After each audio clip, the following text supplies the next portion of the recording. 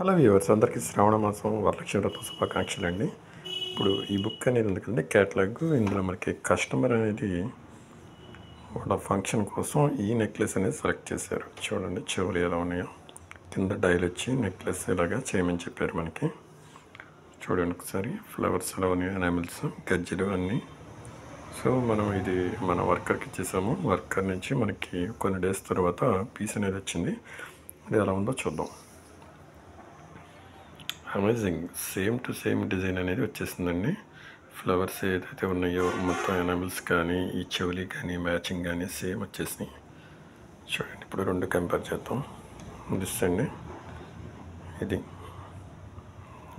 చూడండి, రెండు ఇప్పుడు దగ్గర పెట్టి చూద్దాం.